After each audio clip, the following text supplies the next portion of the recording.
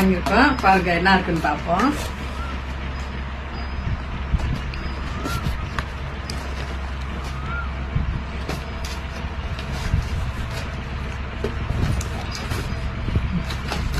என்ன ஆர்டர் போட்டுருக்கோன்னு பார்க்குறீங்களா?